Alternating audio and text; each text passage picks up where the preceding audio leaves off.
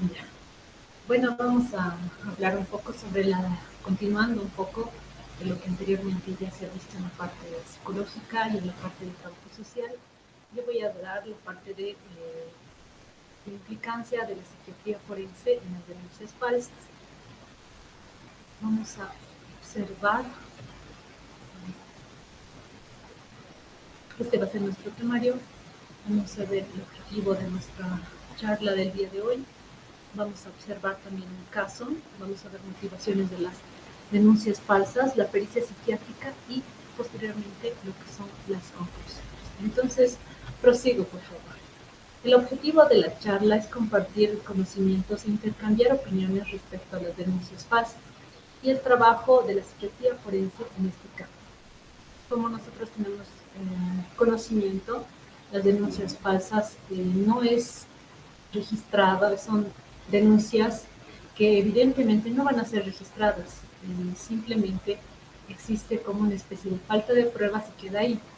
El desgaste de los procesos, el desgaste emocional, económico, pues genera que las personas, después de haber de alguna manera salir de este proceso, no llegue al proceso de denunciar al denunciante en este caso.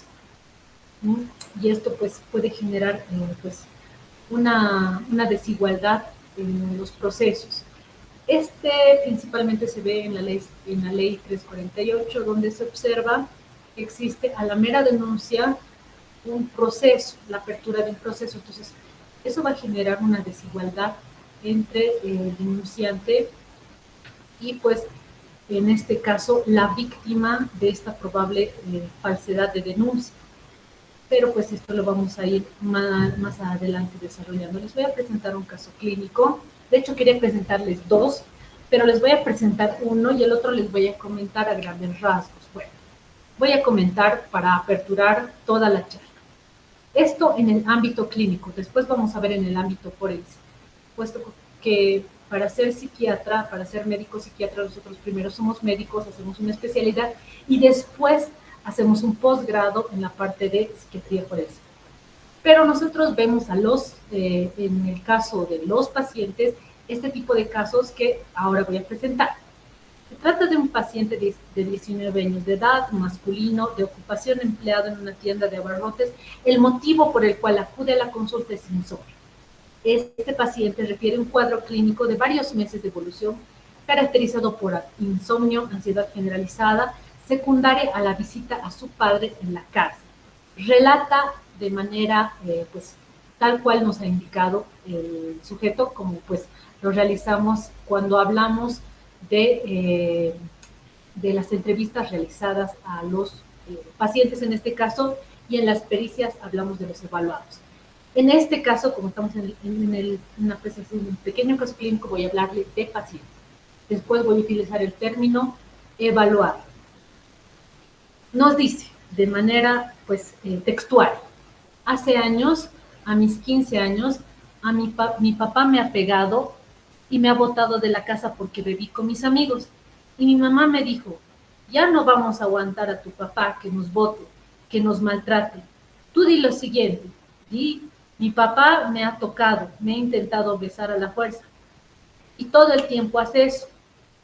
¿Ya? Di que quieres denunciarlo y yo me voy a encargar de todo lo demás, pero vas a decir solo eso.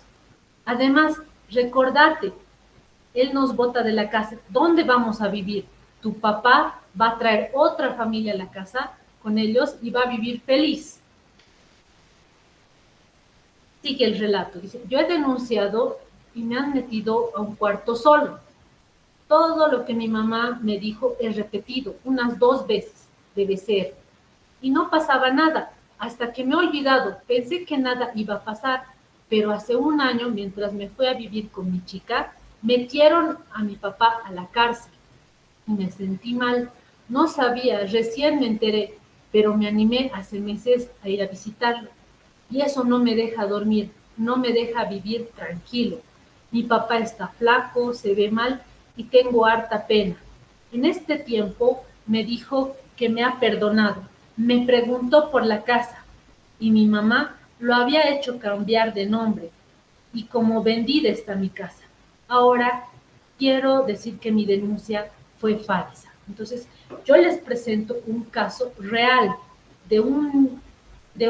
para entonces, un adolescente que ha sido víctima, pues, de la manipulación de su madre, ¿ya?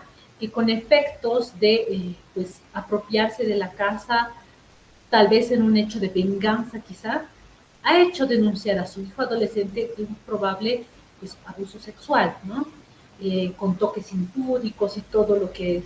Y como se habrán dado cuenta, solamente con la declaración del adolescente, su papá entró a la cárcel, ¿no?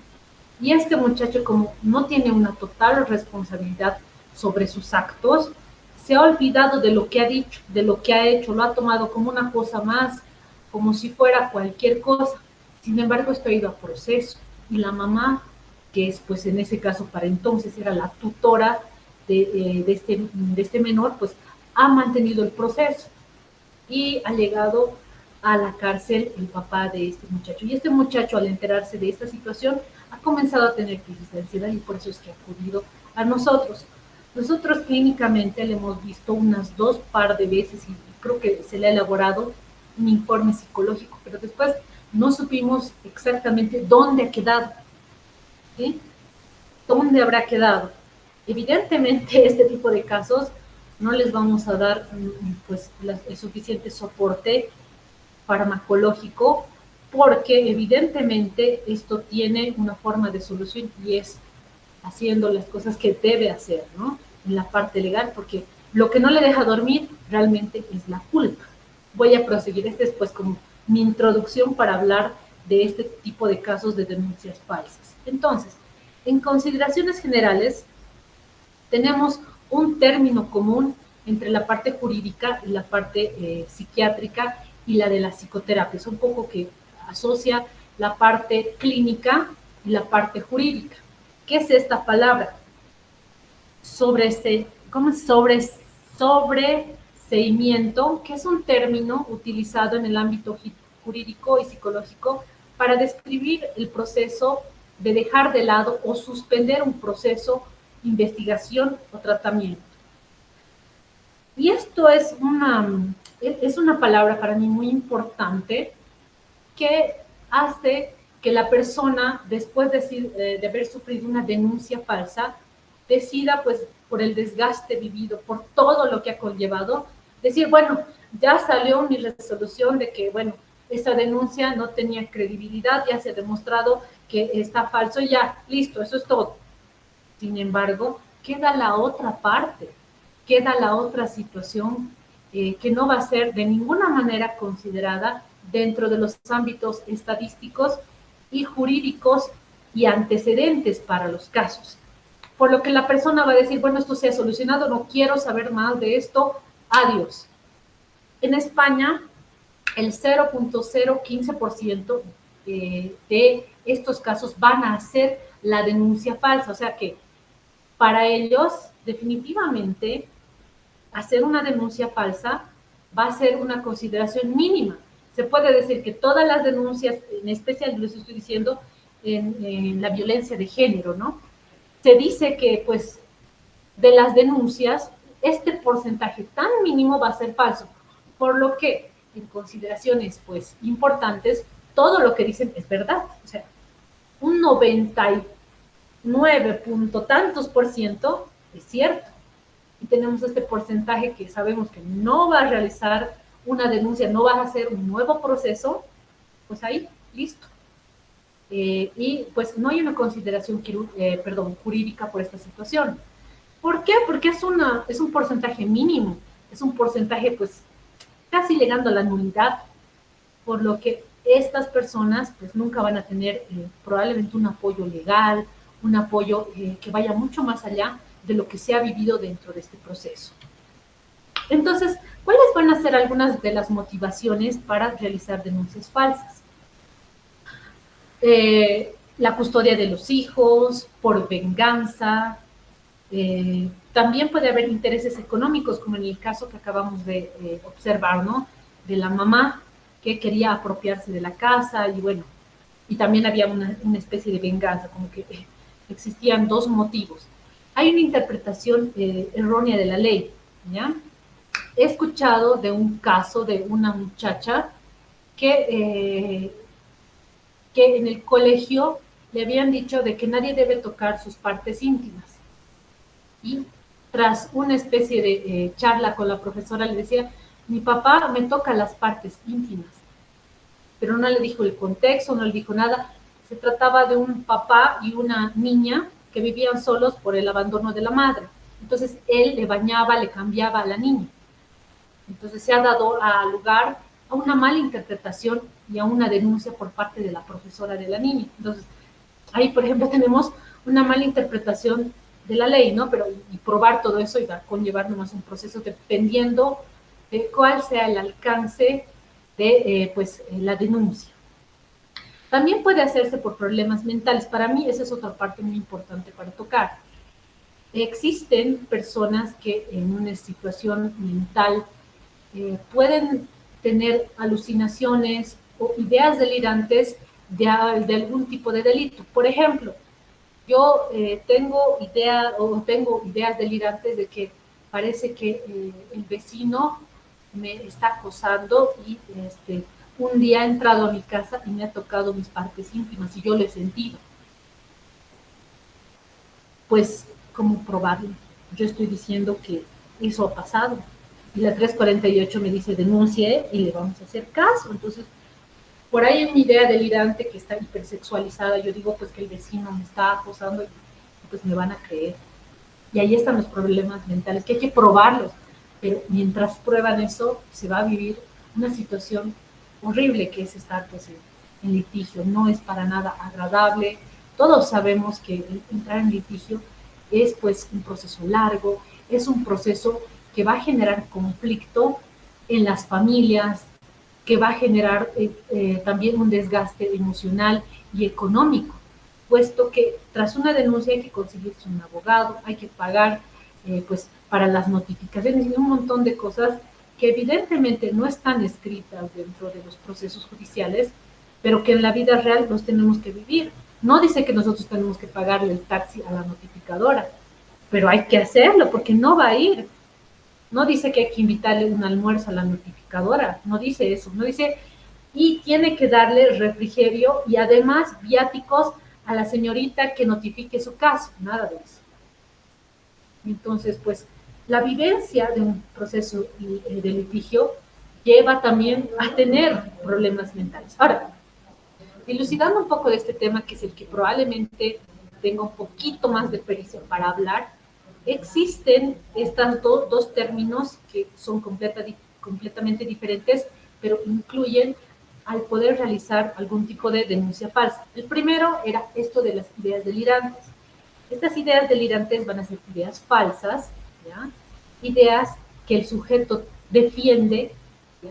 Que no van a ser de ninguna manera, pues, que la persona pueda hacerle cambiar de opinión. No puede. Pero ahorita, hija, antes de denunciar, a ver, recordate bien, recordate. No, tengo la seguridad de que ha pasado eso.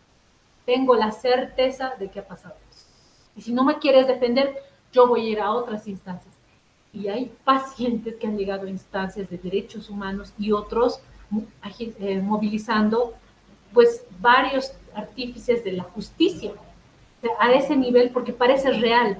La persona que en una idea delirante dice o hace una falsa acusación, para esta persona resulta ser verdadera, para la persona, no digo que en el hecho lo sea, pero para esta persona es verdadera, ¿sí? Lo puede decir incluso llorando, puede decir, y yo recuerdo cómo ha venido y me ha tocado en la noche y pone publicaciones en el Facebook y dice que me va a acosar, que me quiere, todo lo que pone en el Facebook yo sé que es para mí. Ahí, por ejemplo, puede haber algo llamado interpretación delirante. Y las alucinaciones, ¿no? De haber visto con los propios ojos todo este suceso. Y bueno, en el caso de las mujeres, de nosotras es medio complicado porque si nos creen, ¿no? La 348 es una ley de protección para la mujer, ¿no? Y pues generaría, en el caso de una persona con una enfermedad mental, un problema, un serio problema. Puede existir, obviamente, en el caso de los varones, también este tipo de ideas delirantes o alguna enfermedad mental que pues dé lugar a este tipo de denuncias falsas. Y vamos a entrar a lo que también nos compete en esta charla, que es hablar de una pericia psiquiátrica, que va a ser un informe redactado por un perito, un especialista en psiquiatría, que va a aportar ciencia para esclarecer el estado mental del sujeto que se halla en una situación de conflicto con la ley. ¿Ya? Va a tener muchas partes la pericia psiquiátrica. La pericia psiquiátrica es un elemento de prueba científico que se va a basar en ciencia para dar una conclusión al finalizar todo el informe. Vamos a tener puntos específicos que nos van a importar dentro de la pericia psiquiátrica. El primero es el punto de pericia. El segundo, la evaluación. Y el tercero, las conclusiones y recomendaciones que se puedan realizar. Comenzando un poco con lo que sería el punto de pericia. Entonces, hay buenos puntos de pericia y hay malos puntos de pericia que no van a aportar en nada, ¿sí? Pero si nos piden que hagamos esto y nos pagan para responder su punto de pericia, nosotros hacemos eso, responder lo que nos están pidiendo. Uno de los puntos de pericia más frecuentes es, pues, que nos digan o que nos soliciten peligrosidad criminal y perfil criminal, ¿ya? La peligrosidad criminal es un estado que caracteriza por un conjunto de condiciones subjetivas que permiten predecir la probabilidad de que una persona pueda cometer algún tipo de delito. Y el perfil criminal, más bien, va a ser una hipótesis sobre las características del supuesto autor del crimen, ¿ya? Como, por ejemplo, nos va a dar características de su personalidad, de su forma de vida, de las características demográficas, del desarrollo de sus actividades, del cómo es, si por ahí tiene o no ese perfil criminal para el supuesto hecho por el cual se lo está acusando, ¿no? Que vamos a ver que existen muchos tipos de perfiles criminales. Ahora, otro punto de pericia muy importante es la velocidad de... ¿Sí? ¿Sí? Alguien, no sé si me está preguntando. Me... ¿Sí? ¿Alguien me estaba preguntando? No, ¿no? ¿Puedo continuar?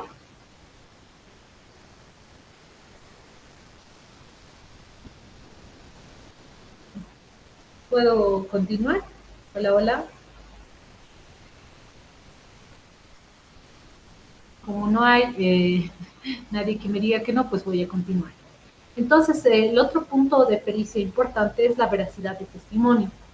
En este, pues se va a intentar buscar la exactitud del relato del testigo, ¿ya? Y la otra parte muy importante de la veracidad del testimonio es la credibilidad misma del testimonio. ¿Qué es la percepción que se tiene exactamente de lo que se ha dicho? ¿Ya?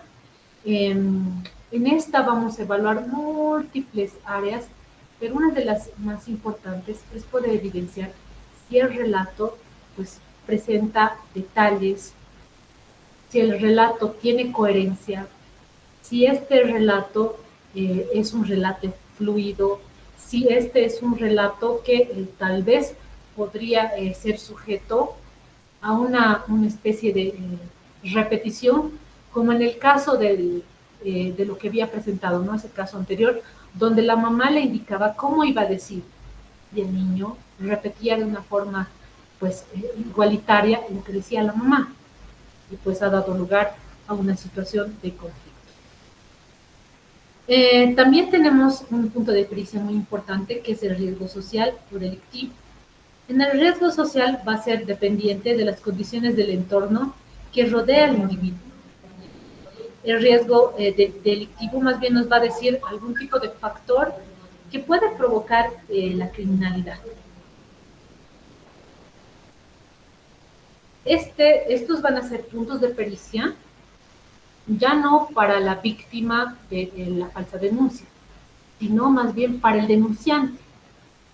Estos son puntos de pericia que probablemente nos podrían ser útiles a la hora de pedir un peritaje para el demandante, porque pues, estamos en un estado de derecho y podríamos pedir, si se nos permite por la ley, ¿no?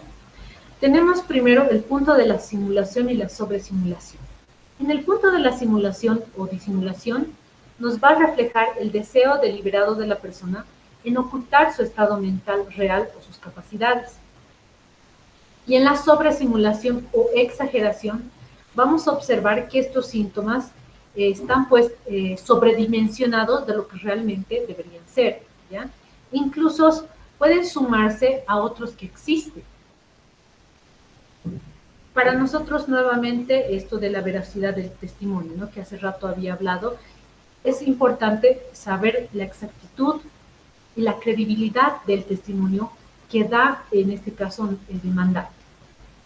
¿Por qué no pedir un perfil de víctima? Claro que sí, podemos pedir un perfil de víctima, que va a abarcar las características y comportamientos de las víctimas, además del estado de salud, su historial personal, sus hábitos sociales, rasgos de personalidad, ideas por las que ciertas personas son elegidas o son más frecuentemente víctimas de algún tipo de delito. Ahora voy a hablar de los puntos de pericia que pueden de alguna manera parecer un poco dudosos, ¿ya? Cuando nos piden a nosotros identifique el estado mental actual, o sea, a la pregunta la respuesta tiene que ser asterisco, ¿no? Identifique el estado mental actual. Quizá por el desgaste de la situación puede ser cambiante. Ahora, empecemos primero con esto de la definición, ¿no? El estado mental va a ser el estado psicológico y emocional pues, que tiene una persona. Se va a referir a esos pensamientos, esas ideas que acompañan su estado de ánimo regular. Ahora, cuando nos dicen identifique el estado mental actual, nos están diciendo de lo de ahora. Tanto en el caso del demandante como en el caso del denunciado, pueden cambiar sus estados mentales, empezar tranquilos, pensar que no va a pasar nada después de esto, y comenzar a ver las presiones económicas, sociales y de otra índole, y generar malestar psicológico, mental, dentro de los evaluados. Por lo que identifique el estado mental actual va a ser lo que estamos viendo ahora. No nos está diciendo identifique o háganos una historia, no sé, de la enfermedad. No, nos está diciendo claramente, identifique el estado mental actual. Entonces yo hago mi evaluación e identifico. Evidentemente, este sujeto está ansioso o se encuentra con un trastorno de ansiedad. Yo les digo porque es algo muy general. Pero si he entrado al proceso tranquilo, pensando que nada iba a pasar, y ahora tiene un cambiante estado mental, pues imagínense. Ahora, pueden que en el transcurso le puedan pasar cosas. ¿Qué va a pasar cuando me dice identifique el estado mental actual? Pues que va a quedar en algo dudoso, porque yo voy a responder lo que se me diga. Y el perito va a hacer eso, va a responder la pregunta de pericia. Va a responder esto, va a decir, ahora tiene un trastorno ansioso o tiene un trastorno de ansiedad generalizada. Listo. Pero ¿será que en el momento sí de verdad sirve? ¿Será que no sirve? Por eso hay que pensar muy bien cuál es el punto de pericia, porque se va a responder y podemos tener contradicciones, uno. Dos, podemos de alguna manera o no al peritado o al evaluado o a la contraparte, porque realmente entramos con un estado mental diferente a un proceso legal y salimos con otro completamente diferente, ¿sí? Nadie entra a un proceso judicial y sale pues igual, así tranquilo y fresco. Muy difícil que suceda eso, porque como indiqué al principio, hay un gran desgaste. Hay una gran probabilidad de que las personas desarrollen un trastorno mental. Puede ser que pueda ser solamente momentáneo. puede ser que sea reactivo a las situaciones que está viviendo. Un tema muy frecuente de entrar en un juicio es presentar trastornos adaptativos que tienen que ver con la respuesta del individuo o la adaptación del sujeto al nuevo contexto, a la nueva situación.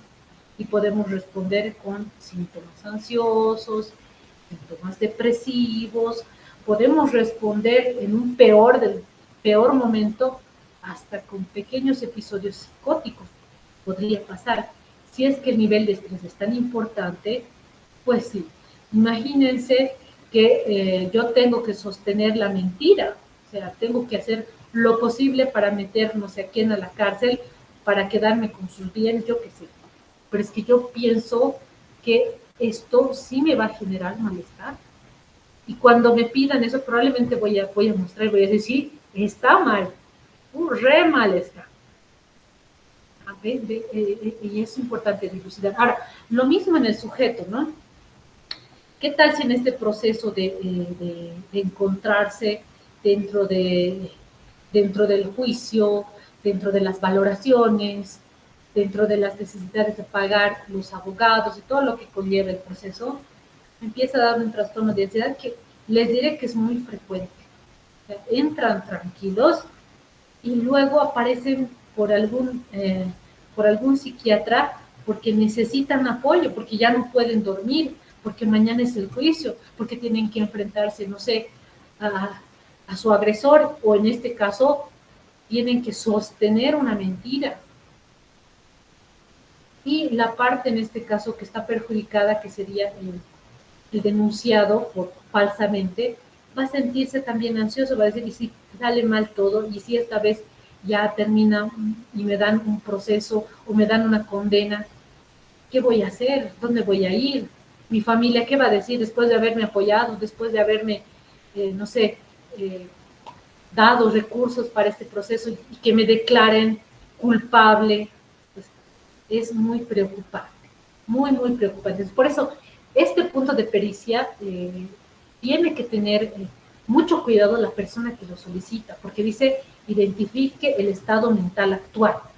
No sirve para algunos otros procesos, pero para este yo lo veo como desde una perspectiva que podría entorpecer un poco nuestro trabajo y o depende mucho de cuándo lo pidamos y cómo lo pidamos, puesto que podría para nosotros, si no está bien planteado, generarnos una contradicción. Tenemos el perfil de la personalidad. Muchas personas, solamente he visto algunas pericias donde piden el perfil de personalidad. Hacen todo el proceso, piden el perito para pedir el perfil de personalidad. O sea, solo dice, solicito, realice el perfil de personalidad. ¿Ya? Un perfil de personalidad es un patrón de actitudes, pensamientos, sentimientos y conductas o comportamientos que van a caracterizar a una persona y que se van a mantener estable a lo largo del tiempo, en general, ¿no? Dentro de este proceso, la personalidad del sujeto se va a hacer evidente, pero yo no sé cuánto en realidad podría en realidad aportar al proceso si solo están pidiendo un perfil de personalidad, porque podría salir con cualquier rasgo, no sé, por ahí no sale antisocial como están esperando, o no les sale, no sé, narcisista, porque son los perfiles que se supone que van a esperar más, ¿no? Que salga antisocial, que salga narcisista, pero ¿qué tal si sale, no sé, de las personalidades que no se espera mucho que sean, pues, peligrosos o peligrosas? ¿O qué tal si sí es, pues, narcisista? ¿Qué tal si sí es nomás de personalidad con rasgos antisociales, pero que no ha cometido ese delito? O sea, puede haber también esta otra situación de que pues sea muy narcisista como un rasgo de personalidad predominante, pero no ha cometido este delito. Pero ya ha salido narcisista y pues listo, pues con eso más bien le doy aporte a la contraparte. Es decir, sí, los perfiles nos dicen que las personalidades que mayormente pueden generar algún tipo de agresión, pues van a ser los antisociales, los narcisistas, y ha salido este sujeto narcisista, ¿listo? O sea, lejos de ayudar, puede perjudicar. Otro que también he visto y han solicitado es realice una valoración cognitiva. ¿Ya? La valoración cognitiva es un proceso que evalúa las habilidades cognitivas de una persona, o sea, su capacidad de procesar información, su capacidad de realizar tareas complejas. Con esto, si yo le hago al demandado, dice que le realice una valoración cognitiva, yo digo, pues, este tipo es un genio, realmente puede hacer cosas, puede planificar, puede ejecutar actos complejos. Entonces, si la contraparte agarra y dice, pero entonces si es este sujeto tan inteligente, puede haber dejado o haber borrado alguna parte de la escena del crimen, puede haber esto, o sea, alimentamos más bien a la contraparte. Realmente, pedir algunas de estas hacen que el punto de pericia se vuelva dudoso. Y pues, dependiendo de los requerimientos, podría existir una especie de, incluso de contradicción dentro de la misma pericia, porque se está pidiendo, se está respondiendo. Obviamente, hay una parte de la pericia donde nosotros podemos dar recomendaciones que pues puedan ayudar al proceso, pero muchas veces puede ir como tiene que ser. Las pericias nunca van a ir a ayudar al peritado, sino solamente a sacar la verdad. ¿Ya? Y esa verdad puede ser interpretada. Esas son las leyes, ¿no? Las verdades escritas van a ser interpretadas. Y la interpretación puede dar lugar a muchos tipos de, pues, emisiones, de conclusiones por parte de los juristas que están dentro del proceso. Y eso, pues, una contradicción podría ser fatal para cualquier proceso. Otra de las partes importantes dentro de la pericia va a ser la misma evaluación. Y esta es una forma de hacer, de alguna manera, caer una pericia, si es que podemos observarla bien, ¿ya? Con lo anterior, pues, probablemente no. Y probablemente sí. Estamos con el hecho de que se responda lo que se ha preguntado y no se ponga otras cosas que no se han preguntado, por una parte. Por otra, está que se pregunte y que sí existe una respuesta dentro del dictamen pericial. Ahora, tenemos dentro de la evaluación estos tres parámetros muy importantes para nosotros, pues de alguna manera identificar que nuestra pericia que estamos evaluando nosotros, que estamos revisando, pues esté en las calidades más óptimas y que se haya presentado pues de esta manera, en relación al tiempo, ¿ya? El tiempo es el tiempo utilizado para realizar la pericia, pero este está versus el tiempo asignado para la pericia. Puede ser la pericia bastante compleja y el perito, por tanto, puede solicitar algunos días más, que obviamente los tiene que ser por escrito, pero ahí está una situación que nosotros podemos tener como observable. El perito hace su pericia en un mayor tiempo al solicitado o al asignado en este caso, sin haber pedido ningún tipo de pues, alargamiento de tiempo para presentar la misma. Pues ahí podemos tener una observación que no sé si es tan importante, pero puede ser en la sumatoria de las observaciones que le podemos hacer a la pericia, ¿ya? El tiempo asignado a la pericia, pericias demasiado cortas, probablemente puedan ser sujetas a riesgo y ver, pues, dentro de sus protocolos si corresponde o no. No todas las pericias cortas pues, son malas en realidad, pero es muy importante darnos el tiempo para revisar, porque siempre ponen dentro de una pericia el tiempo que se ha tomado para hacer la evaluación y la redacción del informe. El lugar. El lugar es muy importante porque lejos de ser pues, un lugar cómodo, acogedor y con las condiciones adecuadas, que no vamos a encontrar en la cárcel, por lo menos que tenga condiciones para hacer una evaluación, ¿sí? Donde el sujeto por lo menos puede estar con el evaluador sin tener perturbación de otros focos de atención. Porque se imaginan que el peritado esté mirando lo demás, esté escuchando otros ruidos, realmente no le está dando la suficiente atención a su evaluación y podría estar salirnos pues con algún tipo de margen de error. Por eso para nosotros es importante el lugar donde se ha realizado y pues poner dónde se ha puesto. Imagínense que dentro de la evaluación el dictamen pericial no diga dónde se ha realizado. Entonces, dudoso, ¿no? Dudoso. Como les dije, observaciones, la sumatoria de las observaciones puede dar lugar a que nosotros podamos determinar que pues es bastante observable esta pericia realizada. Los protocolos. Es muy importante observar el protocolo que se está utilizando, ¿no? Que va a ser una secuencia detallada de procesos en actuación científica, médica, en nuestro caso, técnica, ¿sí? Que se va a ir realizando al evaluar. Otra parte importante que había mencionado son las conclusiones y recomendaciones, ¿ya? Dentro de las conclusiones, obviamente, tiene que haber coherencia, y la parte que es mucho más importante es la respuesta a los puntos de pericia. He visto algunas pericias que me ha tocado evaluar, donde se piden, no sé, 4 puntos de pericia y responde 3. Claro, de una forma larga, extensa, 3 hojas de respuesta de conclusiones, pero responde 3.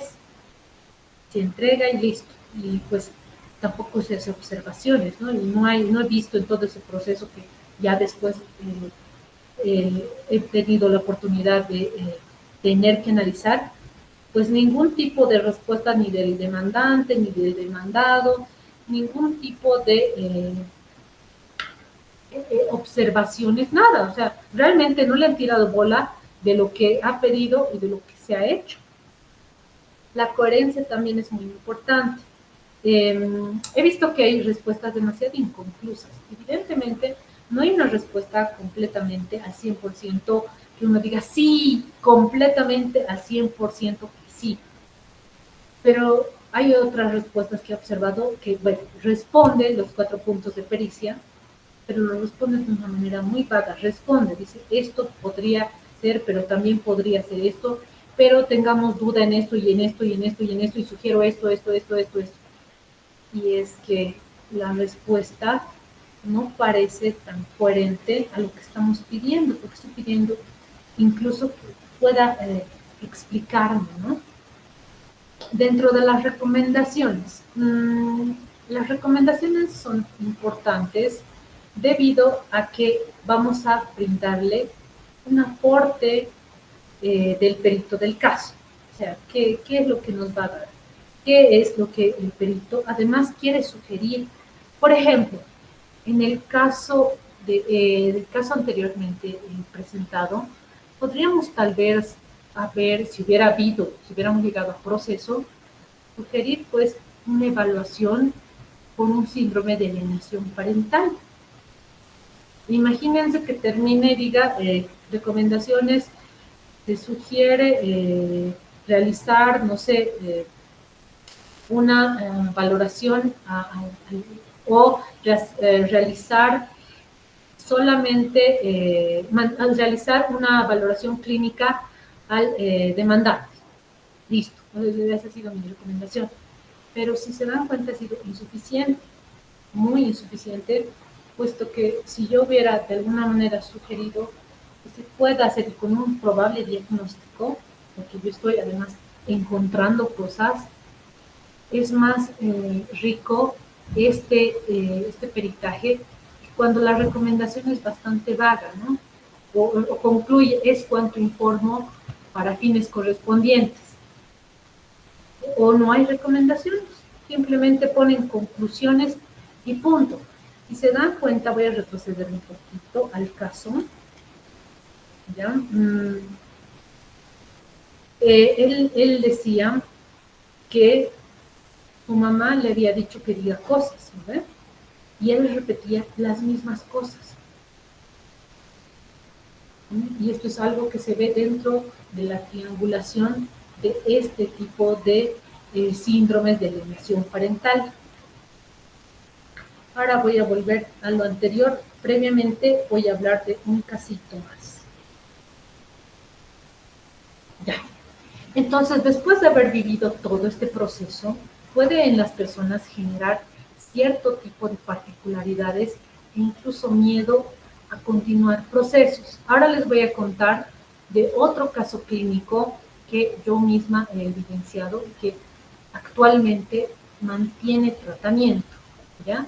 Se trata de una señora de 49 años de edad, ¿ya? Que pues en una situación de problemas con terrenos, por un litigio de terrenos, inicialmente pues es acusada por violencia con sus vecinos. Esta situación clínicamente les estoy diciendo, ¿no? No en la parte jurídica.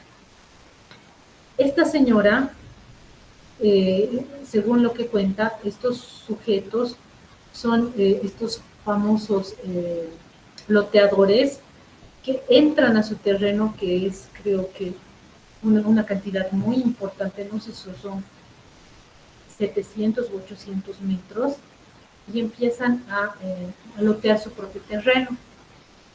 Y la llegan a agredir a la señora. Y la señora, pues, estaba realizando además un tratamiento, ella tiene un cáncer cervical y estaba realizando su tratamiento, por lo que esa situación lo deja y piensa que no va a pasar nada y recibe una notificación por violencia con sus vecinos. Pero esta situación es tan importante que empiezan a recibir amenazas, empiezan a recibir todo tipo de actos de violencia psicológicos. Y empieza a entrar en una depresión bastante importante. Por lo que me indica, ha presentado, ella tiene una familia bastante, relativamente corta, está ella, su esposo y sus dos hijas, y una de ellas creo que estaba embarazada en este proceso. Y resulta que estas personas la enjuician a ella y a su familia. Como son en estos terrenos, porque es por yungas bastante lejanos, no encuentran testigos. Sin embargo, esta gente que ella los denomina los bloqueadores, consiguen múltiples testigos, además de que tienen una amplia familia. Esta señora es huérfana y el señor también es huérfano. Entonces, al hacer su familia, solo tienen a ellos, o sea, realmente están muy aislados. Entonces, toda esta familia, los testigos, terminan enjuiciándola y para evitar que el juicio continúe contra su familia, de alguna manera ella dice, ya, todo ha sido mi culpa, yo nomás he estado presente, tampoco he estado en mi familia, esto puedo probar y no sé qué.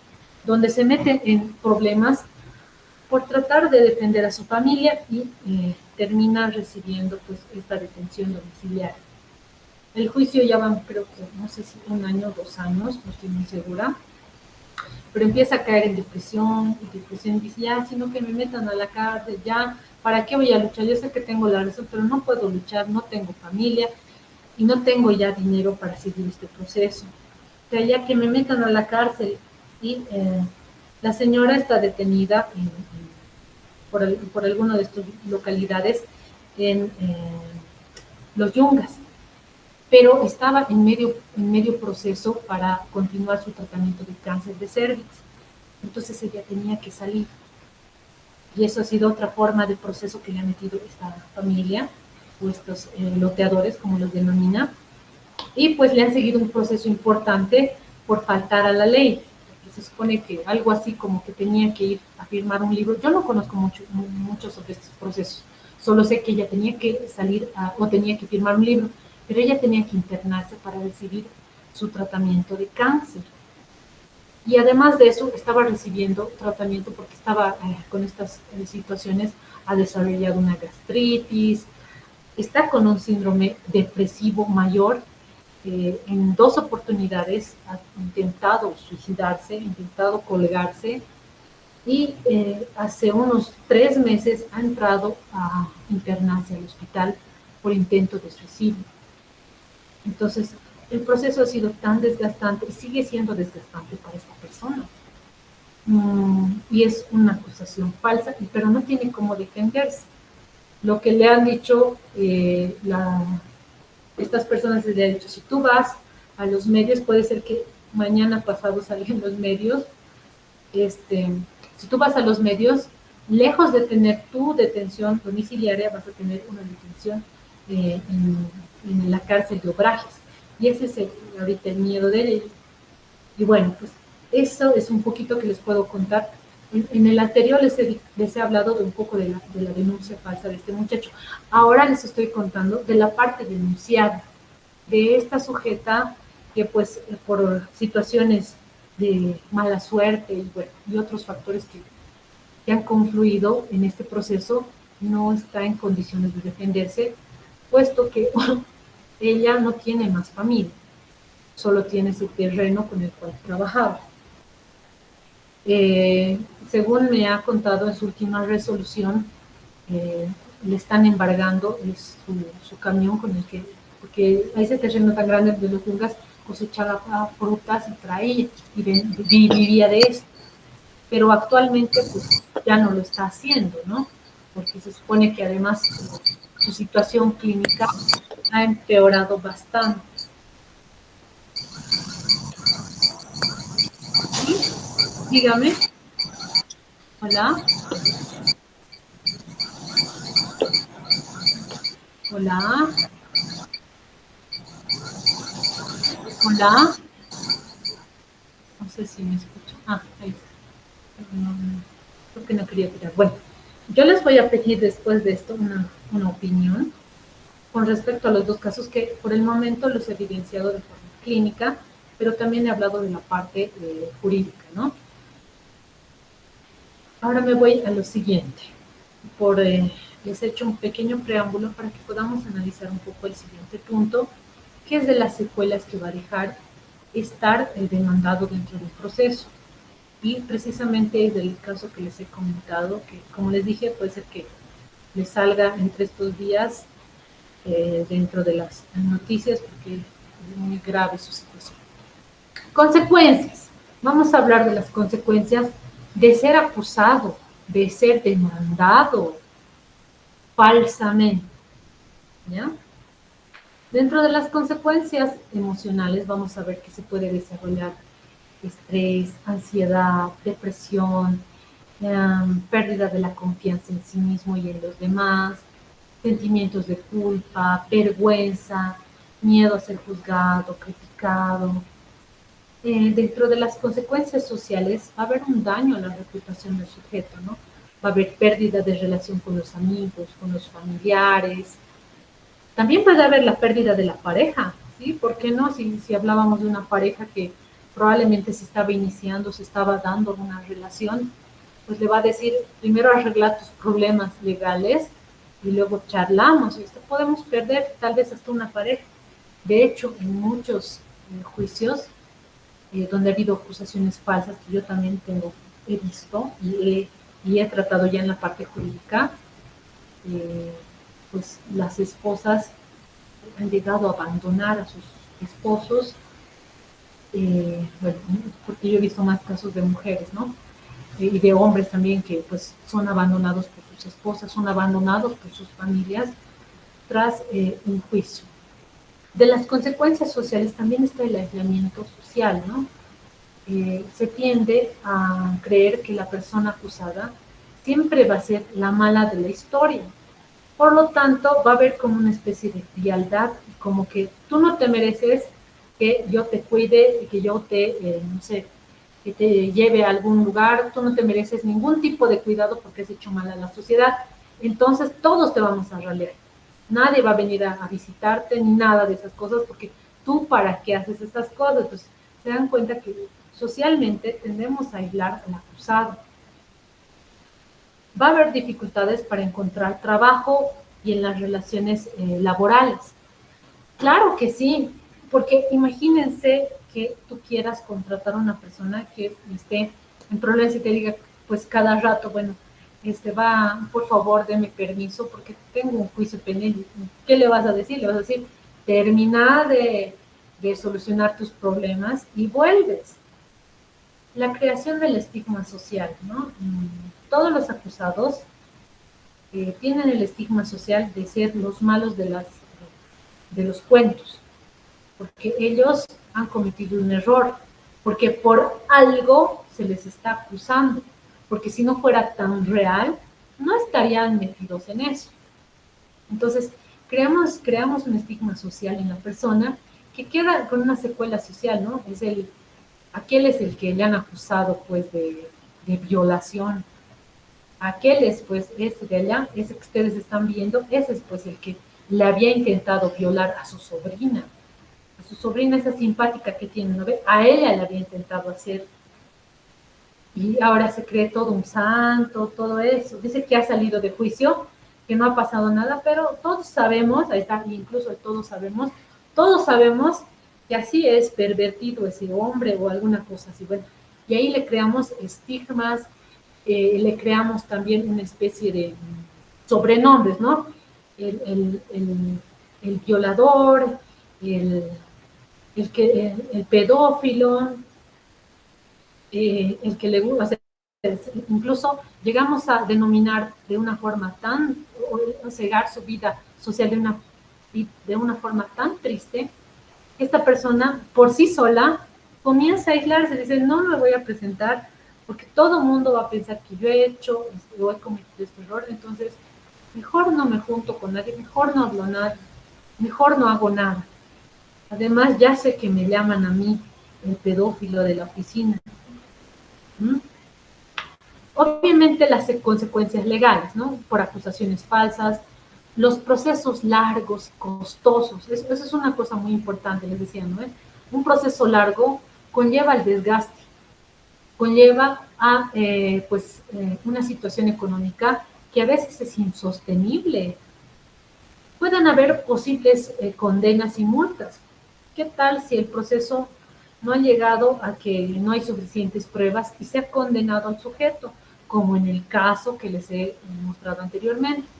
Este papá, que probablemente sí ha cometido, no sé, no soy quien para juzgar, pero ha tenido este error de pelear con su hijo en el peor momento, en el momento donde es adolescente y toma decisiones bien frontalizadas, bien, pues, de respuesta rápida, sin hacer un procesamiento mental, sin ver las consecuencias al más allá, y ha terminado en la cárcel. Pueden haber multas también, como pues, no sé, como en el caso de esta señora que le están embargando los muebles, digo, su camión. Puede haber el registro penal, y para nosotros es, los que trabajamos en el ámbito, pues, de la parte pública, no podemos trabajar si tenemos antecedentes. Nos están coartando probablemente nuestro derecho. ¿Por qué no? Es un requisito en el sistema público presentar estas nuevas formalidades, nuestros papeles donde dice no, que registro de no violencia contra la mujer, registro de no tener procesos. O sea, nos va a crear un estigma legal y probabilidad nos disminuye la probabilidad de un acceso a un trabajo público que en teoría les digo, pues, se supone que es un poquito más estable, se supone, todos sabemos que no es así, pero bueno, puede haber restricción de la libertad, como en el caso del sujeto que he presentado previamente, ¿no? En la parte clínica. Puede haber consecuencias laborales como la pérdida del empleo, ¿no? Nadie va a esperar que esa persona termine sus procesos o vuelva o nadie le va a dar tantos permisos para que asista a sus audiencias. Puede haber pérdida del empleo. Puede haber dificultades para encontrar trabajo. Claro, tienes el antecedente, ya los de la otra oficina le han contado al primo del amigo de donde te estás postulando que pues tienes problemas legales. Entonces, no, vas a disculpar, no, empleo no tenemos. Te niegan, no te niegan. ¿Hay reducción de los ingresos? Claro que sí, porque cuando uno está pagando estos procesos, tiene que pagar muchas otras cosas más y autosustentarse, cosa que a veces, como les dije, es insostenible. Va a haber problemas en la carrera profesional. El ascenso que te íbamos a dar, no te vamos a dar, porque a ver, ¿cómo le vamos a ascender a alguien que ha hecho esta situación? ¿Qué cara?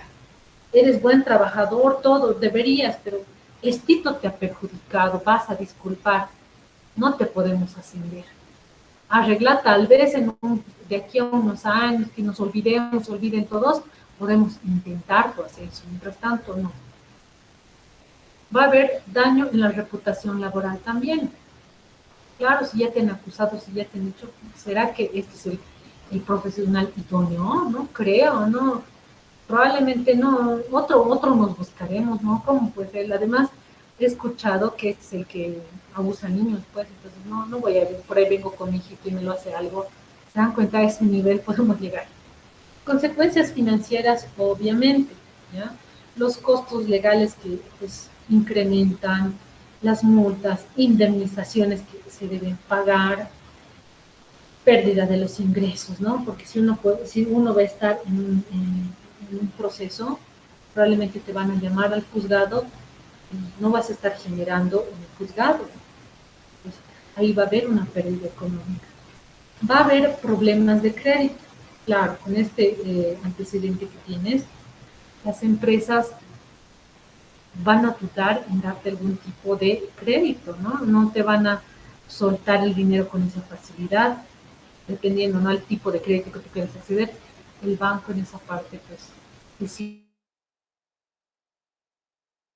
anteriormente ha salido de todo esto, aún así puede ser que esté quedando en el registro penal todo esto y pues no poder acceder a algo que podría sacarte de una situación en la cual te metieron sin querer, sin tú quererlo en todo caso, ¿ya?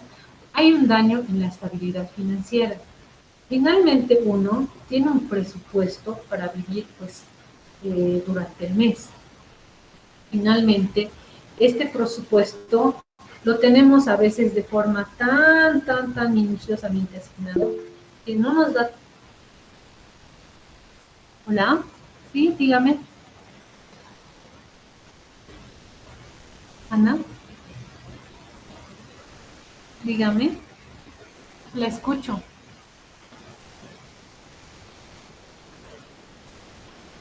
La escucho, Ana.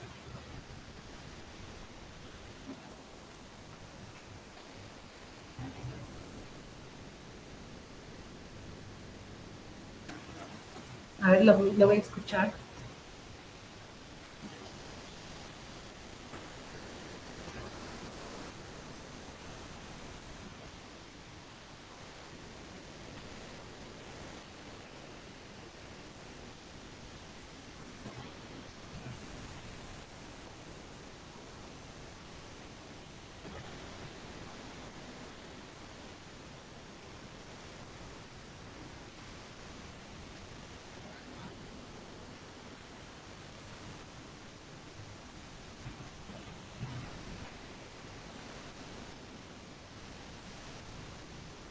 Sí, no sé si me escucha Ana. Ana, ¿me escucha? Ana, no sé, creo que levantó la mano.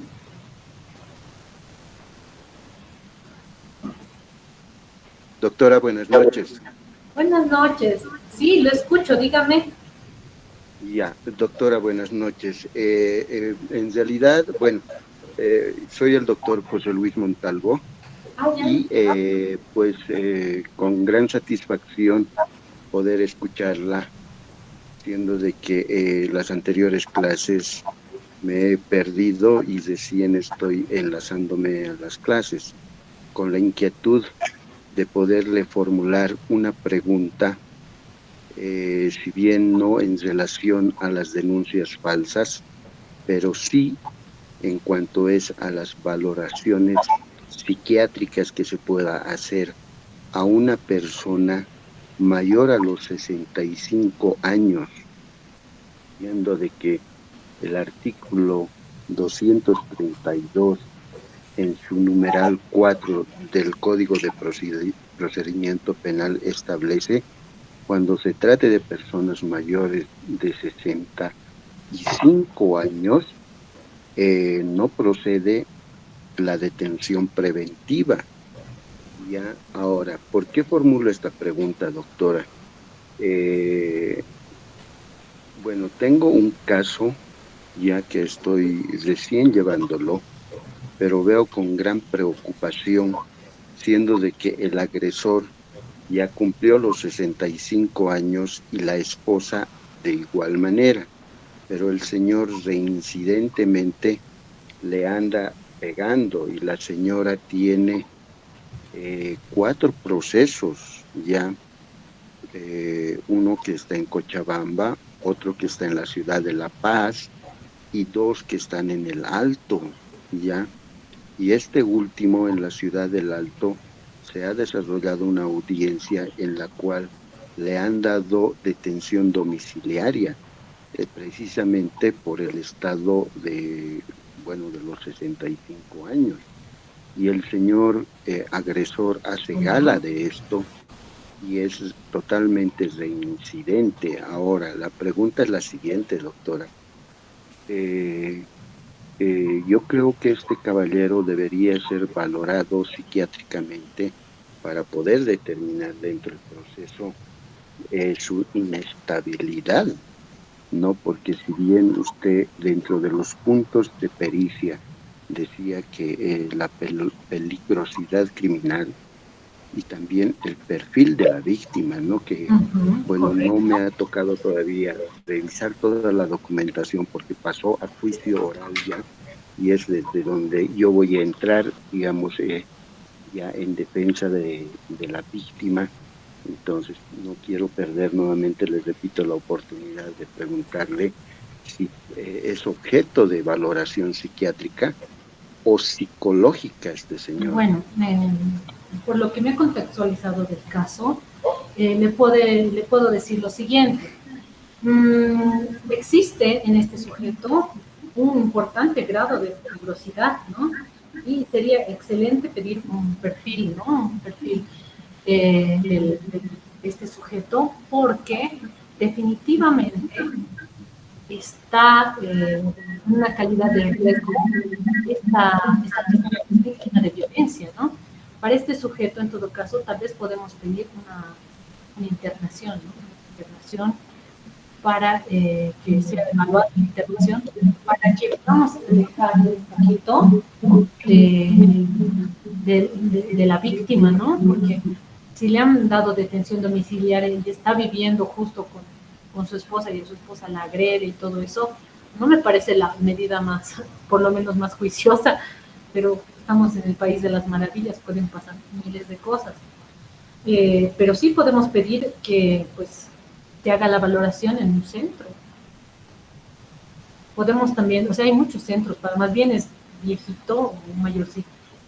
Pues tenemos algunos geriátricos donde podemos pedir que cambien. No sé, esta mañana justo estaba hablando con esta otra paciente que me decía que se puede hacer el cambio del lugar de detención domiciliaria. Entonces ahí sería pues pedir que tal vez en alguno de los geriátricos que tenemos municipales y todo eso, que se haga el cambio de este sujeto por, pues dándole seguridad a la señora esta. Y ahí pedir recién las valoraciones, porque todos sabemos que estas valoraciones tardan harto. Primero van a pedir el llamado de 3 peritos, se va a hacer el sorteo, hay que esperar a que, uy, eso por ahí realmente le genera algún daño, ¿no? A la víctima.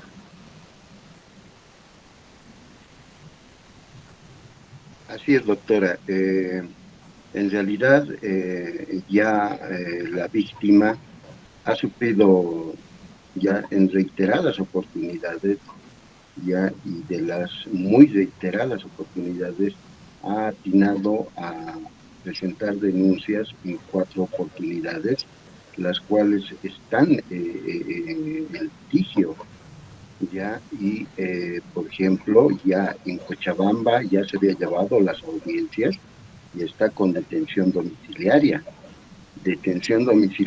que ha hecho caso omiso, siendo de que aquí se ha presentado a una audiencia y el juez, bueno, yo todavía no estuve a cargo del proceso, pero veo que el juez ha tomado, digamos, más la parte esta que No le lo estoy decía de la... escuchando. ¿Me escucha, doctora?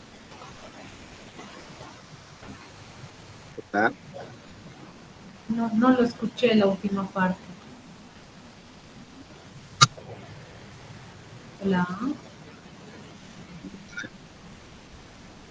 Ahora sí, a ver si nos puedes reiterar tal vez la última parte. Ya, le decía, doctora, el agresor es totalmente, digamos, inestable, siendo de que podría fácilmente entrar a la figura del narcisismo, porque hace gala de arrogancia, de mostrarse en público con parejas distintas, pese a la edad que él tiene, ya. Pero bien, doctora, tomé nota de lo que acaba de mencionar usted. Sí, bueno, pues me parece que es algo muy importante, ¿no? Proteger a la víctima y es una medida y tenemos en todos los departamentos geriátricos municipales, ¿no? Donde si es que tenemos un caso como ese, probablemente sea necesario contenerlo ahí, pero no junto a la víctima. Me parece que es una importante medida la que usted va a pedir para su cliente, de cuidar de su vida, ¿no? Pero sí algunas medidas nos dejan descubiertos. Así es, doctora. Bueno, le agradezco. Buenas noches. Buenas noches. Bueno, entonces, bueno, ya estamos viendo algunas de las consecuencias que van a vivir estos. El caso anterior, donde hemos observado dos figuras distintas, ¿no? Una persona que en este caso realizó la denuncia falsa, que ahora tiene además la edad para sufrir las consecuencias de aquel acto que ha cometido a los 15 años. Y tenemos esta otra persona que pues, es la víctima o en otro contexto de una denuncia falsa que ha tenido que vivenciar una serie de situaciones bien complejas, muy complejas, donde pues ha llegado a un intento de suicidio, porque su última valoración lo que me dijo fue, doctora, conmigo se va a morir el proceso.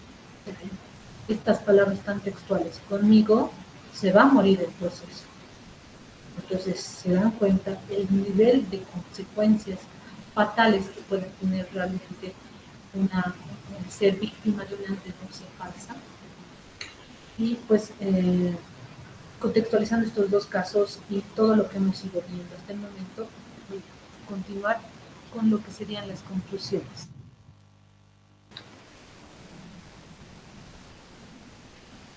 Ahí está. Vamos a ver un poco de las conclusiones.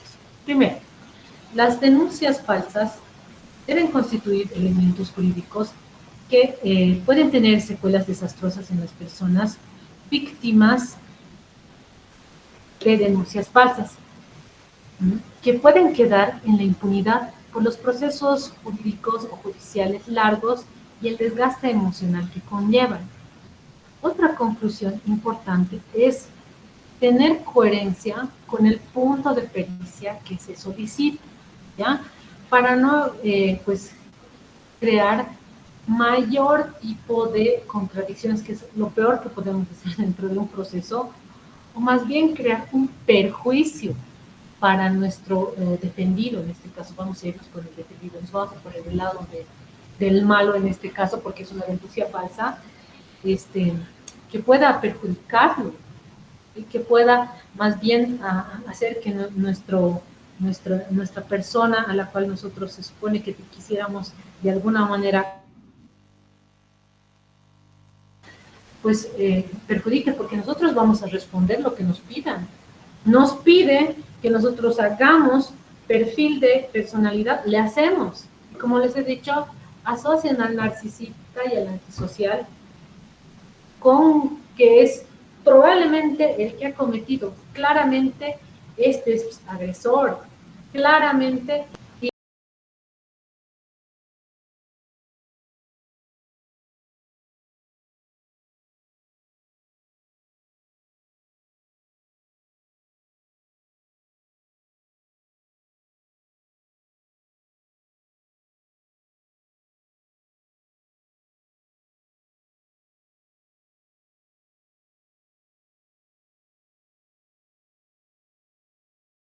Y bueno, cuando me toca lo forense, pues hay muchas cosas que hablar. Pero en el área clínica, que no tiene nada que ver con esto, precisamente por eso lo voy a citar, en nuestra área se ha visto estudios donde los cirujanos y traumatólogos tienen rasgos de personalidad antisocial y narcisista.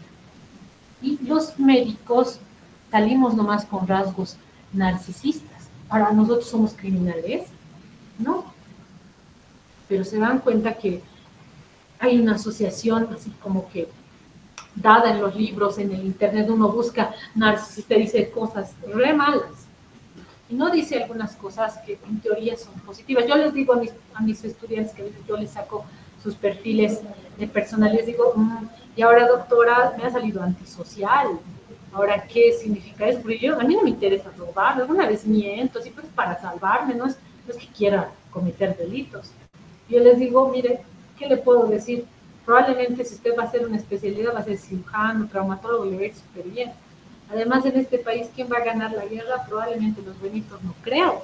Y bueno, por eso es una cosa entre nos, ¿no? Pero si ustedes piden cosas en sus puntos de pericia que van por ese lado, probablemente no sea muy bueno si existe una interpretación, porque nosotros damos letras y ustedes dan las interpretaciones jurídicas.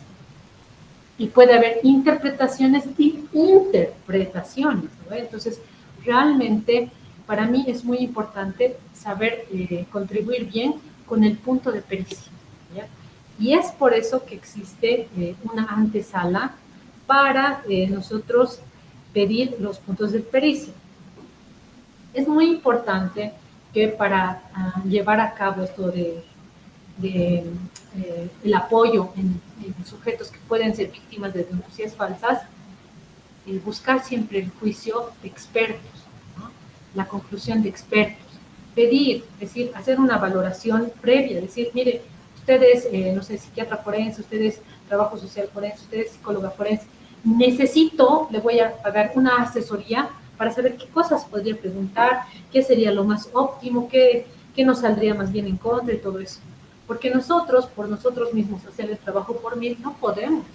Por ejemplo, yo no puedo hacer el trabajo de un abogado porque realmente podría conocer 3 leyes con las que puedo intentar pensar que sé y no sé. Realmente hay que estar muy inmerso en las leyes para saber mucho y aún así las leyes cambian. Por lo tanto, lo que sabía ayer, pues lo poco que sabía, pues que ahora no sirva.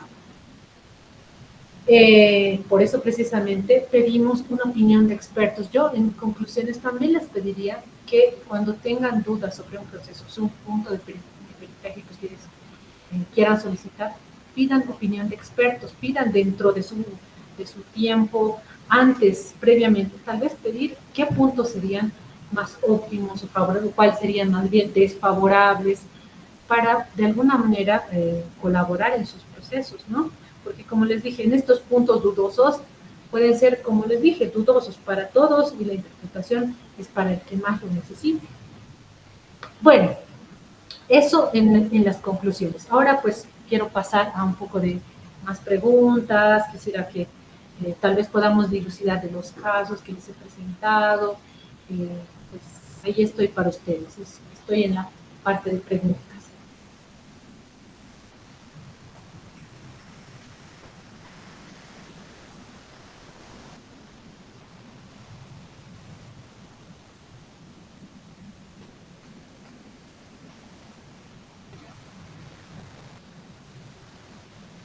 No hay dudas, preguntas que quisieran tal vez plantear, tal vez experiencias que quisieran compartir.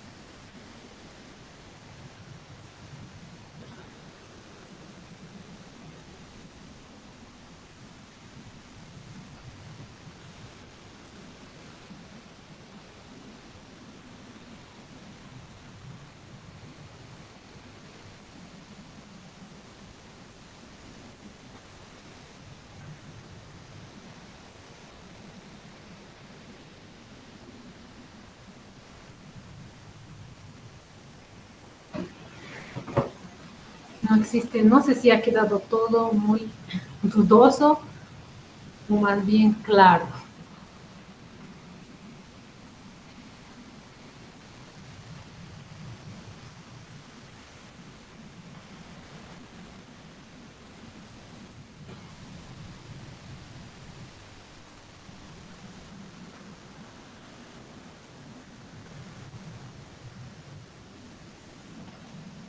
Nada, no tengo dudas, no tengo preguntas.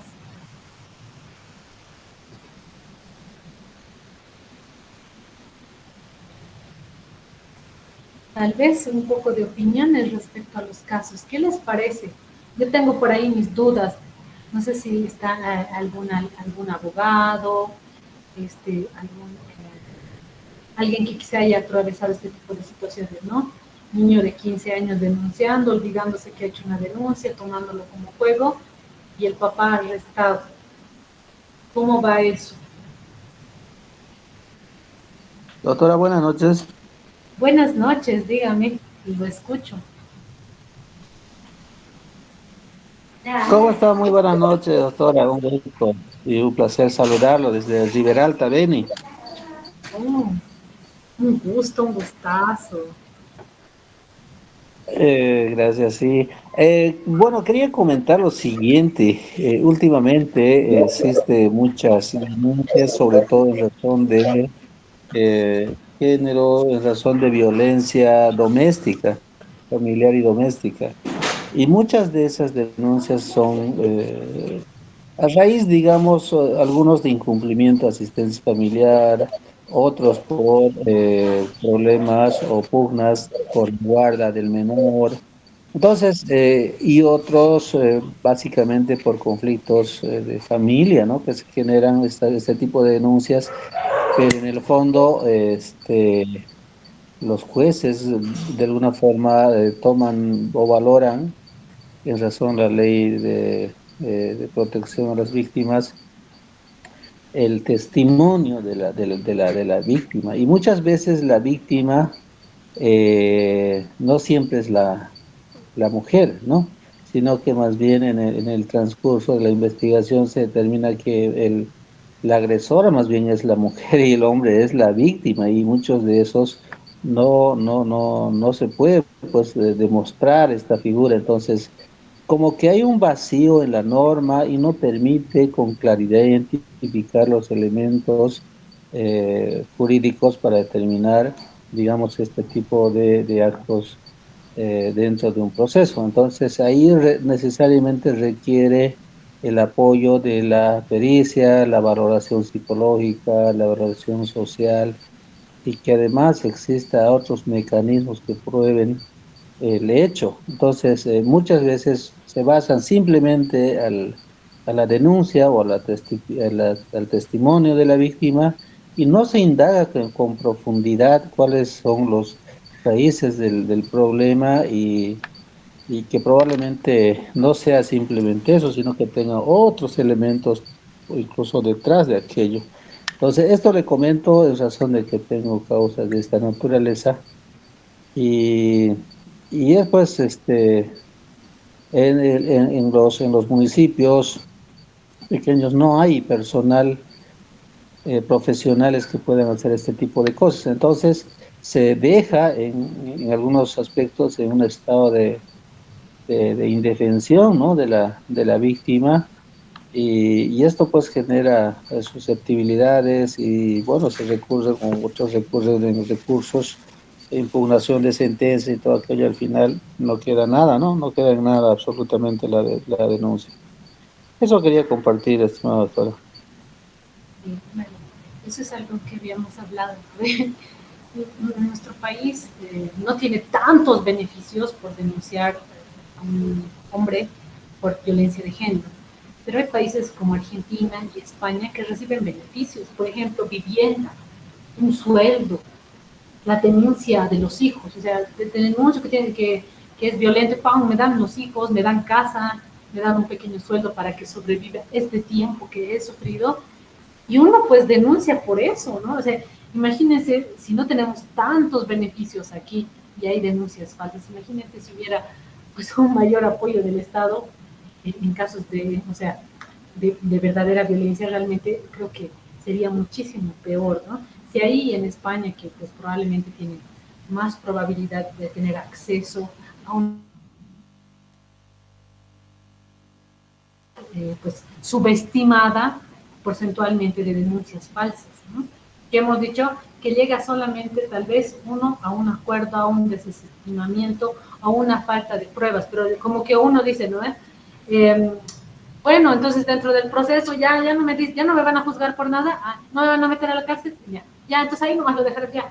Pero señor, usted ha sido perjudicado y puede haber consecuencias, ha perdido su trabajo, sí, pero ya no quiero seguir más juicios, ya con estos 2 años esto, ya no quiero más. Y tan se nos pierde y pues no vamos a tener mucho apoyo si no tenemos, como usted decía, una buena cantidad. No, vamos a cambiar, y así se las pongo así fríamente. ¿Ustedes creen que vamos a cambiar una ley? Porque en realidad hay una o tres denuncias probablemente falsas en todas las 4.000 tantos que están habiendo y todavía ni siquiera ha denunciado, solamente se ha quedado que no, pues no había falta de pruebas nomás. Entonces, estamos en ese problema realmente y es bien grande, ¿no? Yo le agradezco el aporte. No, doctora, a usted por compartir Aportar. su Sí, conocimiento, su experiencia, ¿no? Estoy agradecido con todo ello.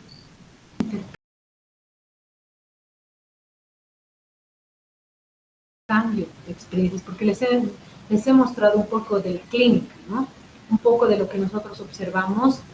En mi caso, yo trabajo en el sistema público y veo pacientes clínicos. Allá en la parte forense, que es la particular, veo los otros casos, ¿no? Desde los puntos del otro lado. Veo tanto como probables denuncias falsas, como por ejemplo la sobresimulación.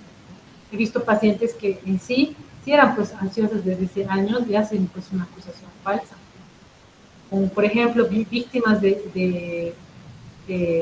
o sea, problemas de ansiedad desde años, pacientes con epilepsia, y sus parejas les van a, o sea, se quieren divorciar y dicen, no, yo encima estoy enferma de los nervios, y ahí está la sobresimulación, ¿ves? Sí, tiene epilepsia, y ya ha tenido su ansiedad, pero no es que esté sufriendo violencia porque le van a dejar. Se dan cuenta cómo puede existir estas figuras y es importante ahí poner los puntos exactos de pericia. Si yo pongo personalidad, ¿qué me va a salir? Si yo pongo estado mental actual, ¿qué me va a salir? Que está ansiosa, que está preocupada, ahí está, puede ser concordante nomás, pues con una víctima de violencia. Por eso los puntos de pericia para mí son muy importantes porque nosotros vamos a contestar lo que pregunten.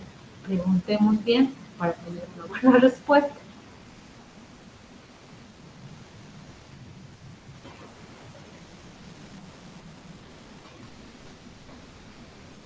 ¿Algún aporte más que a alguien le gustaría compartir tal vez?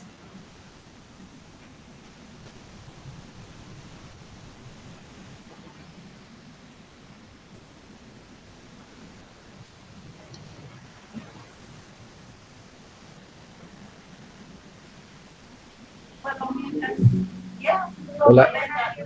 No escucho, Percy. Ah, ya, bien.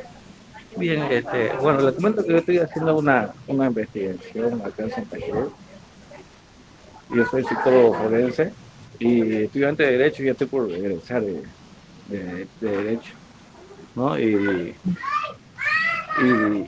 la investigación que he arrojado es que el 70% de las denuncias en juzgado son falsas, o sea, no llegan, son, el 70% son falsas las denuncias, ¿no? Y no solamente eso en Santa Cruz, digamos, en Cochabamba también he visto estadísticas y bueno, este, lamentablemente ahorita con la 348 la mujer cualquier cosa ya lo denuncia por sacar crédito de alguna forma, ¿no? Entonces, yo estoy haciendo una propuesta de ley, esa es mi tesis de investigación, para aumentar de 4 a 8 años a las mujeres que denuncian fácilmente que entren presas, pues una vez.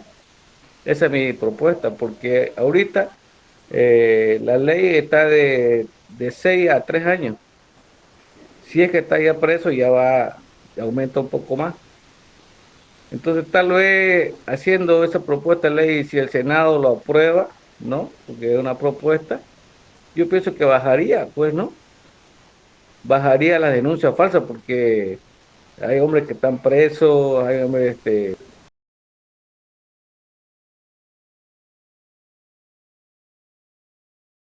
ahí están aprovechando la mujer, y a veces los abogados también de la parte, ¿no? De las mujeres le dicen, entren por ahí para extorsionar a los hombres, y eso no está bien. Ese es mi aporte. Sí, para mí es un excelente aporte, pero mire, ahí está la necesidad de dejar una huella después del proceso. Si tenemos víctimas de falsas denuncias, eh,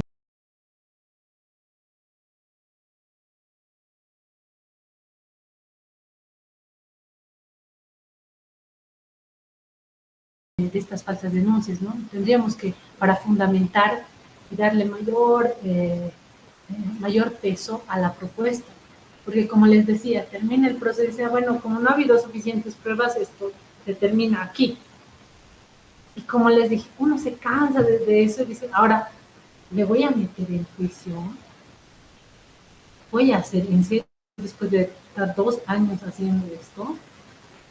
Y por eso me parecería muy importante que pueda darse como se dan los procesos por denuncia por violencia, ¿no? No es necesario que estemos dando seguimiento, sino que se dé, ¿no? Dé lugar a que esto se dé. No sé cómo eso será posible en la parte legal, porque en todo caso tendría que haber algún tipo de sanción, evidentemente, pero no sé si después de eso se necesitará seguir alguna especie de, de proceso después para que pueda denunciarse como...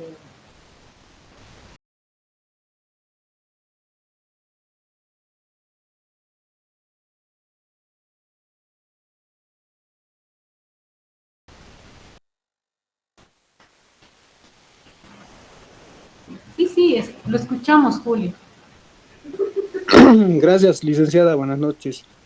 Eh, Quería aprovechar en consultar en este momento.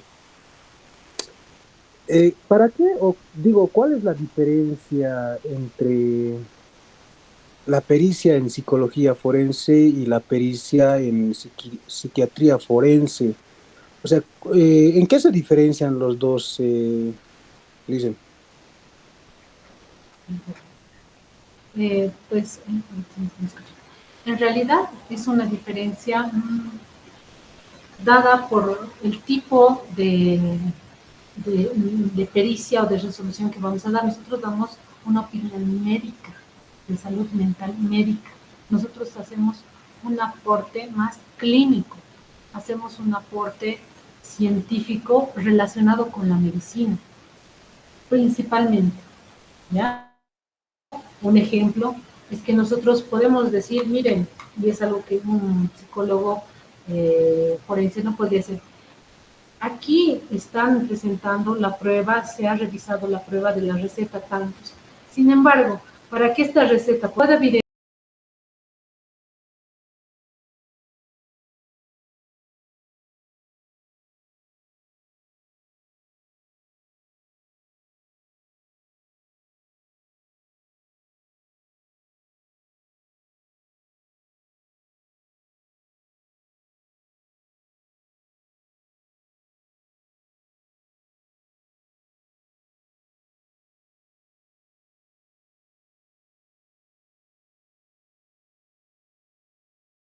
por la tomografía del año, no sé, de marzo y de abril, que evidentemente puede dar lugar a una enfermedad mental. Hay un daño neurológico y consecuentemente hay una enfermedad mental. ¿Se dan cuenta? Podemos evidenciar con las pruebas médicas, pruebas que le pueden servir al ámbito judicial. En cambio, un psicólogo no va a poder hacer la revisión de una receta.